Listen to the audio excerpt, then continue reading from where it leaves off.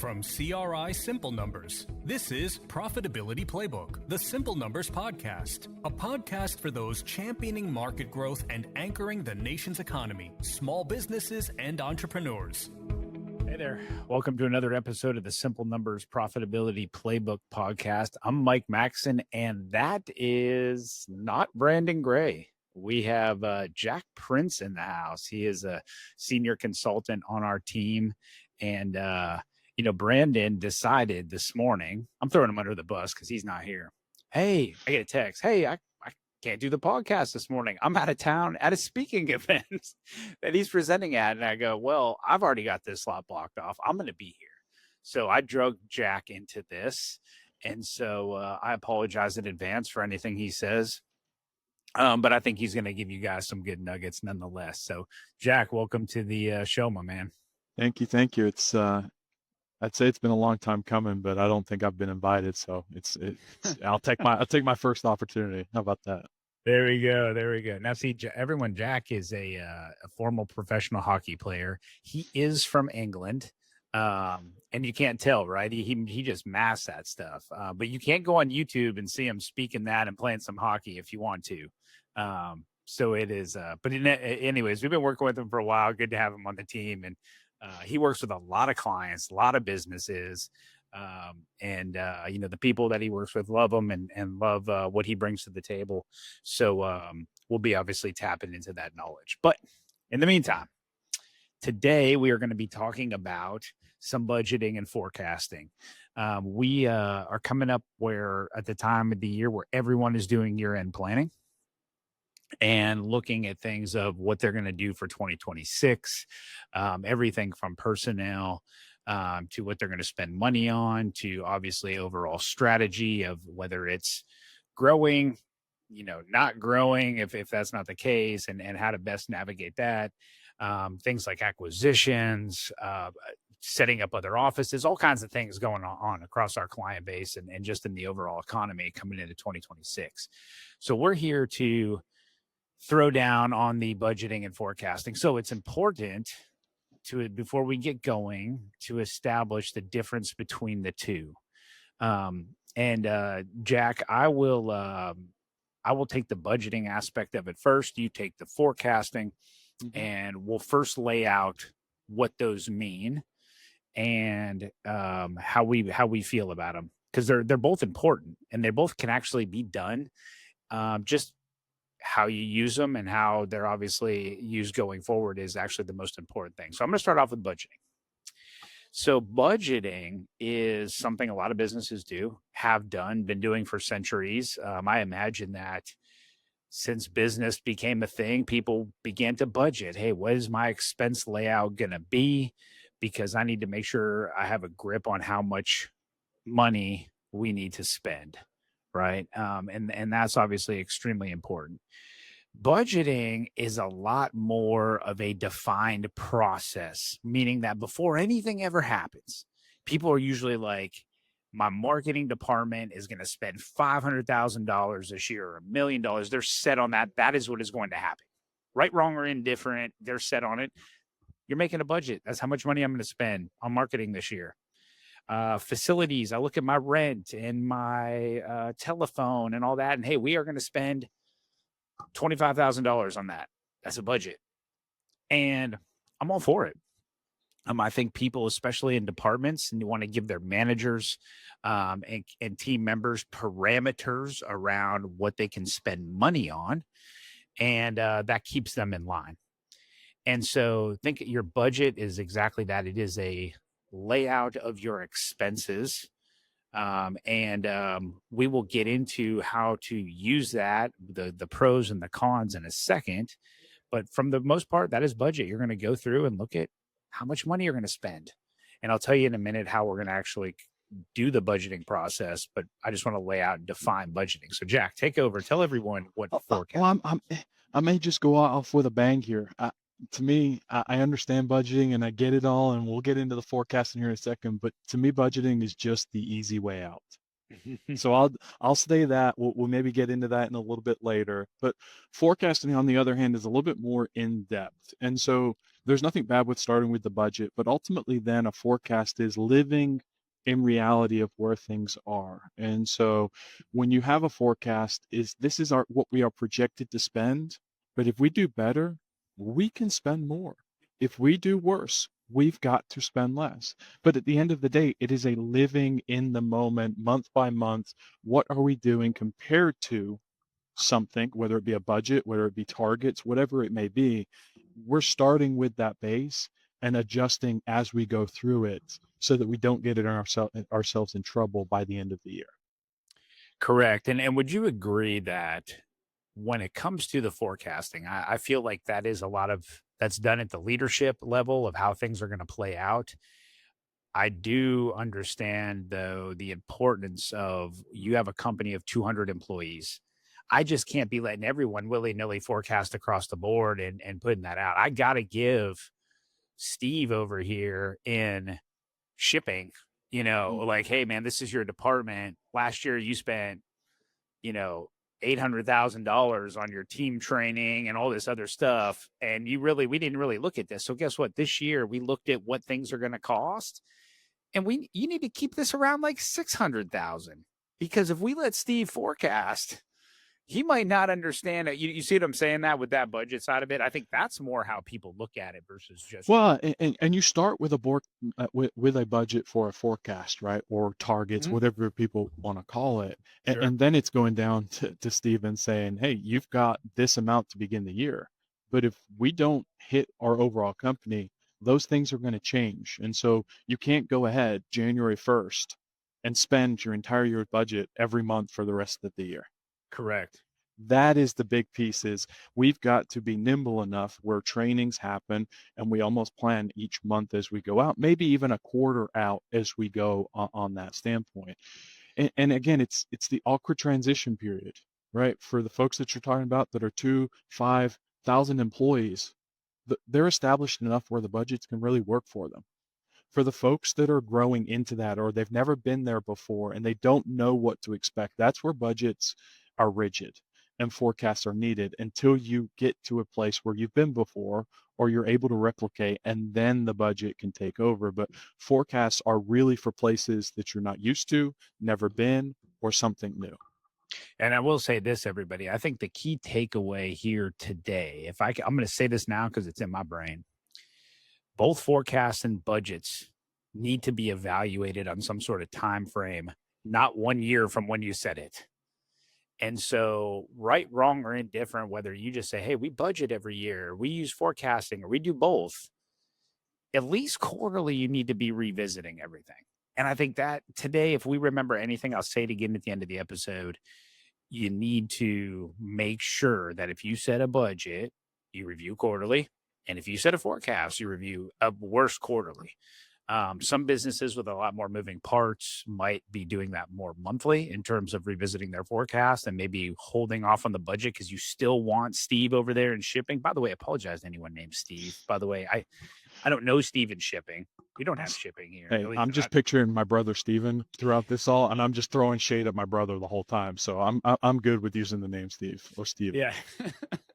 And so sorry guys out there named Steve for that. But we still want him to have some level of parameters because for the most part, Steve over there in shipping, outside of extended shipping from increased business, he still needs to maybe only spend X amount on getting his employees trained on maybe their uniforms or maybe their travel for maybe extra things that they want them to do. I don't know. I'm just saying that there are parameters you might want to hold the whole year. That doesn't prevent you from not reviewing it. Okay. Transitioning back over to developing a budget. And you're going to see some similar things on the forecasting side, but budgeting is always first going to start off with those expenses and getting into, okay, I haven't set yet a revenue target or anything. I'm looking at the buckets of spend that are going on in each department or each business unit or what have you, location, and coming back and saying, okay, is this in line with what needs to be spent? Anytime I have a client come to me and says, Mike, I want to create a budget for my marketing department, or I want to create a budget for my administrative staff on what they spent. I'm like, okay, before we do anything, I want to know what are the musts that must be spent to keep this business running, right? I don't want to first look at how much we're going to spend in sodas or anything like that. For example, you might have to set up new employees. Well, guess what? Every year we're going to allot for, based on our growth or trajectory of spend. Historically, we end up spending around $20,000 on onboarding new employees. Okay, well, guess what? We would like to keep it at $20,000, and so they need to identify what needs to be spent to keep the business running in their department. And then from there, begin to identify what now are the things I would like to have, because Mr. Prince here is going to talk about scenarios and things like that you could look at in a little bit. But budgeting is going to be looking at that and going, okay, here, give me what you got to spend on, and we are going to budget for that. And over here in another bucket, I'm going to put these niceties that you've listed, or maybe if I like your niceties, I'll include it in the budget. So, for example, Jack over here is like, I'm so cold. I want heaters for our employees. Okay, well, I mean, we could just turn up the heat in the office, but if you want them to have a perk like that, maybe you put it off to the side and we'll add it back in, something like that. And so you're starting with that picture of identifying each area in the business. And I hate to say it, it's called line item budgeting for a reason. A lot of times you're going to go through, but to make it easier on yourselves, you're going to go to those department heads and say, hey, in order for you to function, in order for this business to function, I need to know what you need to spend the money on and where you're at. And then begin that review process if it's in line with any sort of trend or where you've been. And so that's how you're going to do it. So you're going to do that for every department and build up till you have that expense profile. Because guess what? Once the budget is obtained of saying, hey, we're going to spend 800,000 in marketing, shipping, Steve over there, he's going to spend 300,000. The facilities manager, knows he needs to spend and allocate this much typically for his budget in terms of repairs and maintenance, whatever it is. We now have an idea of what we need to spend, because guess what? If we go back now and look at revenue, we got to see if we can cover it in trajectories and things like that. So we got to know what to spend to run the business. And I think now you're going to see the transition over until I built that expense profile. Jack is going to tell you right now about, now that I have that and I budgeted, what now does it look like from the forecasting side of things? Because now it comes down to, do we have enough at the top to cover it? Yeah. And it's the bottom up approach, I should say, that we cover simple numbers. Anybody that's a current client of ours, they've done it when we've done the thinking model calls and sessions on that standpoint. But you have to know what you're covering to know what the engine's got to produce for you, whether that be in margin dollars or revenue dollars at the end of the day. And that's the place that lives and change where we are.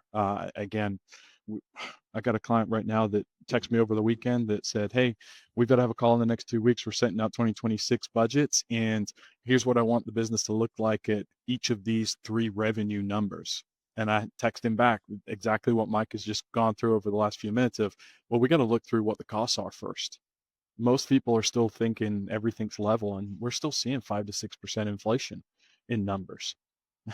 There's certain instances where you're not getting out with under 10 or 15% increases in insurance. We don't have to get into all of that today. But when you get to the top of the engine and you talk about forecasting, that has to be something that you start out with and go, number one, can I cover my expenses to have a profit? But in today's environment, there's multiple ways that we've got to have that discussion. It's got to be from a sales and marketing return aspect of what we're spending, first and foremost. Number 2, what have we done historically? And number 3, what is happening out there in the market? I'm all for positive growth of going, hey, we're going to grow 30% next year. But there's got to be reality based in it. And if we've been growing 1 to 5% for the last 6 years, we've got to be realistic in it. And if that's the case, that's where we then come back down and go, hey, those must-have spends or those nice-to-have spends that we've squeezed in there, what can we do with them? And so when you're looking at the forecasting standpoint on the top, you should always start with that 12 months. But again, what has to happen from sales and marketing on a return? Number two, what have you done historically? And number three, what is out there in the market? And again, those change on a forecasting standpoint, month by month, seasonality wise, and quarter by quarter. And so we have to continue to go through it. And the last piece I'll say on this is every time we get to this time of a year with someone that strictly says, hey, I've got budgets, and we implement them into our cash flow model to use as a barometer before we do forecasting, there is just this massive difference in a difference column between budget and where you are.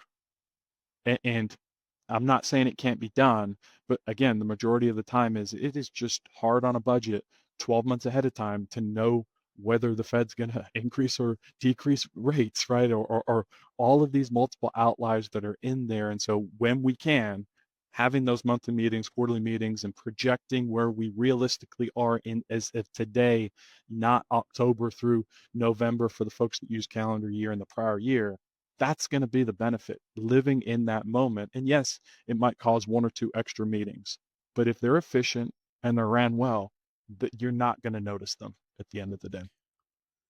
Yeah, great stuff. And I think, it's I will tell you right now, more often than not, people who develop these budgets, who develop these forecasts prior to coming to us, do not revisit them at all. They also don't measure them. They also don't, and it's not everybody, but then actually hold people accountable to that budget because of the moving pieces. I believe that many people, smart people, have budgeted for a long time and it's worked for them. But I do think that there is a nice combination that you can marry together on the budgeting and forecasting side. That's what we try to do here at Simple Numbers more often than not, because people do want to create budgets. And there are a lot of times, everyone here for who's listening, there's a lot of our clients, a lot of mine.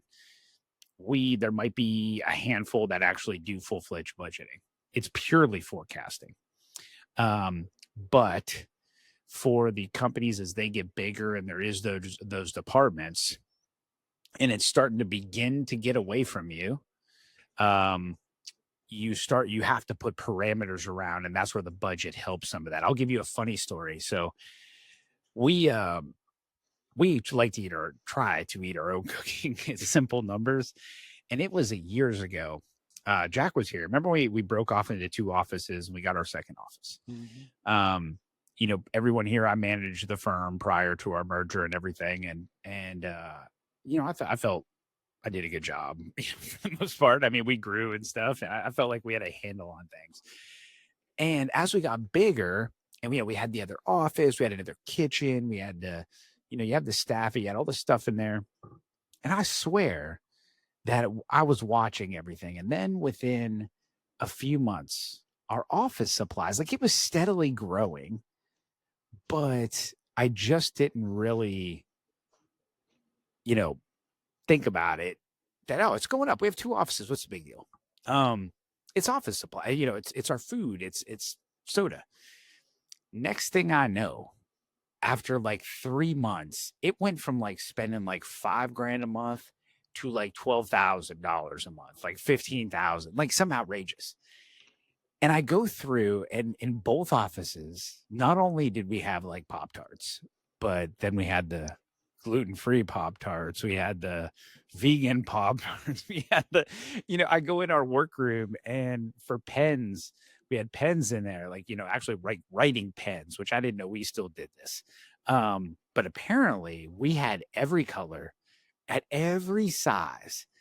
I walk in over by the cooler, and there's cans of soda that pile to the ceiling. And it was like someone would go in and go, I want some Mellow Yellow, which didn't know anyone drank that. But hey, someone wanted Mellow Yellow. So they gave it to the administrative staff. And the administrative staff just throws in the order for Mellow Yellow, and then it keeps rolling. And next thing you know, we have 75 cases of Mellow Yellow. Anyways, the moral I remember guys. Yeah. I do remember pouring a lot of Mellow Yellows down the sink at one point years ago. Oh yeah, that is a lot of Mellow Yellow. But my point of it is that this was a prime case of that we never actually established, like, hey, this is really the amount of food we need to buy. This is really the level we need to keep it at. And that's what we're going to spend every month.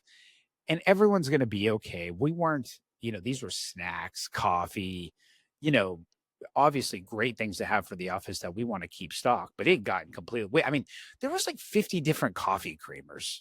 I mean, it was like anyone who wanted one just got one. And that stuff stacks up over time. But my point is that we never established like, hey, every month or spend $8,000. And this will allow you to buy enough things, create the snacks, find the deals. We never established that with our admin team. So it got to be a runaway thing. And so having that budget, providing it to that department that I was in charge of, it would have been great to do, right? But we're just like, oh, we're growing. We know forecast. It's good. But the amount of people wasn't changing at a rapid pace where we needed to add another 4 million calories of food to our kitchens. And, while it's been good for us and bad for our guts, it's still there. But that's a prime example of how fast it can get away and where a budget can be contained. And so, to you, Jack, from a forecasting side, that's where I see one of those weaknesses of forecast because I can't take that forecast back to Steve or just me on the admin team and say, hey, Mike, spend money in your admin department, but don't forget we're growing 12% year over year. So you know what? You might keep adding, you might increase your Pop-Tart budget every time we grow by 12%. And I don't think that's the case. And so No, that's why that. and I think in a perfect world, the budget and forecast used together are the best tools to apply. Yeah. I think they're just looked at two different ends of the bookshelf. And people go, well, I either do a forecast or I do a budget. And I don't think there's a bad in each. I mean, I'll give you the best example. We're doing some compensation plan discussions that we've created for a couple of clients right now. And for this year, we're looking at 3 different ones. We're looking at one that has our team today if we don't grow. I've got another one that has our team if we do a moderate growth and we hire 1 or 2 people. And then I've got a third one that is if we grow like we've been able to the last couple of years. Same sort of scenario with direct labor, right? Again, how can you set a budget and go, hey, this is where I want to be? Not most people go, well, I'm going to hire this many people, and they just throw in that salary. Well, the reality is you're not going to have all of those salaries on for a full 12 months in your budget. Again, not a lot of people go all the way into a budget to use it the best way either that forecasting gets you to do. And so again, I still think the reality is both work the best. And that kind of leads me on to the next point I wanted to make sure we discuss was we're living in an environment that is continually to be different than ever before as we're looking through here. And I think, again, as we get into this time of year, I'd be remiss if I didn't tell everybody and share everybody on here that we can't do the same as what we've always done. And so if nothing else, realizing that, again, we are in this different environment. Greg Crabtree shared with our Simple Numbers Mastermind group last month, 20 to 30% of businesses are going to drop by the wayside because of the current environment we're in business-wise. And I even heard him say it to another client this morning on a call as we were getting ready for this. And so I do think, again, if there's ever a time to change from a forecast into a budget or a budget to a forecast, maybe don't. Implement them both together where certain things can be just set on the budget and that's what we hold accountable. And other items can use the budget as a base and forecast from that for the rest of the year as you live into it. Because again, we're just in this environment where if you've not been growing, again, I'll be the bearer of bad news. I don't think you're growing again next year. If you are growing, it's going to continue to be harder to grow on that standpoint because again, it's market share growth at this point, and that doesn't come the same way twice. And then the third one is to Greg's point, there's businesses that are going to go by the wayside. And I think if you've got additional core capital and cash in your business, I think now's the time where you start playing offensive in potentially setting up a model or a budget for acquisition moving forward. And for those of you listening, our last couple episodes have been football plays. And 3 episodes ago, we did offense, playing offense. Refer to that episode for what Jack's talking about, where you can be more offensive if you're getting that growth and go make a strategic play. Yeah. Sorry, that's a shameless plug. Yeah, all good. But it's 100% correct. I think, again, you're looking here today going, okay, I can set a budget, but I've got to have 3 different types going into the future here. What if I stay level? What if I grow? And what if I grow by acquisition. And what does that look like? Because I hate to tell everybody, most folks I'm working with now going into 26, they've cut pretty much everything they can cut out of Oh yeah. OpEx. And so it's about growth or it's about leveling out. And again, it's not a bad place. In a flat economy, there's positives out there. You can get better customer concentration and better customer focus to deliver a better product service to the customer. And I think on the other side, you can work better internally on operations and your team. Yeah. And we've got to take advantage of that. Yeah, absolutely. Yeah. And so I think the important, couple takeaways, and Jack fill in, one, as I mentioned before, budgets, forecasts, whatever you do, reviewed frequently. Number two is please do one of them. you know, like, right, wrong, great, different. Do one. And please review Yeah. after the fact what you Yeah. did, no matter which one you did. Absolutely. Yeah. Maybe that would be number one, and the second one number two. Yeah. Do one. Like number one is do one of them. Number two is review it at least worst case quarterly. Ideally monthly. I think you'd find more flexibility on the forecast monthly, budget quarterly, than you would the other way around, or forecast. Forecast you could really is flexible. You can do monthly, quarterly, it'd be fine. Budgeting, like I said, some departments are going to be what they're going to be regardless of growth. Like I said before, Steven shipping, outside of shipping and needs increasing of expanded growth. Again, yes, but the core around his department of things like the training and stuff like that would be more established for the year, right? So there's a lot of budgetary items that would still stay there. I think the next one is do scenarios at each level to make sure you're understanding that the different plays, the different things that could happen, like, hey, when plan A doesn't work, shift to plan B kind of thing. We do minimum target and stretch scenarios, anyone who's worked with us. And we might do even multiple iterations of those based on different things. Those are my three takeaways. Jack, do you have anything else? Just employ you to focus on margin and contribution margin, forecasting and budgets moving forward. Again, I'd be surprised if most people on here haven't already pulled to the must-haves in OpEx for the most part. And so on that, it's focus on margin, and that's got to be the vocal point and the message to everybody's team members moving forward for betterment. Sweet. All right, man. That's wrapped up your first episode. You made it. Appreciate you guys having me. Can't wait to see the negative comments, and I won't be back on, but looking forward to the next time. Don't worry, they would probably be about me anyway, so you'll be good. You're just a nice guy who joined here. But a real quick shameless plug for those of you listening. If you're interested, as the year end comes around, at year-end planning, strategic financial planning, give us a shout. Be happy to help with it. So for Jack Prince, I'm Mike Maxon, and we'll see you all next week. If you want to know more about driving sustainable profitability for your business, or are interested in learning more about CRI Simple Numbers, please visit our website at simplenumberscri.com. Thanks for listening to this episode of Profitability Playbook, the Simple Numbers Podcast. You can subscribe to Profitability Playbook on Spotify, Apple Podcasts, or wherever you prefer to listen to podcasts. If you like what you heard today, please leave us a review. This podcast is brought to you by CRI Simple Numbers LLC, a division of CRI Capital Group LLC, and a subsidiary of CRI Advisors LLC. CRI is the trusted brand under which Carr, Riggs & Ingram LLC, the CPA firm, and CRI Advisors LLC, along with its subsidiaries, deliver professional services. Please note, Carr, Riggs & Ingram LLC is a licensed independent CPA firm offering attest services, whereas CRI Advisors LLC and its subsidiaries specialize in providing tax and business consulting services. These entities operate within an alternative practice structure as defined by the AICPA Code of Professional Conduct and comply fully with applicable laws, regulations, and professional standards. Ready to simplify your business finances and drive growth? Explore valuable resources, books, and tools designed for entrepreneurs and small businesses at simplenumberscri.com.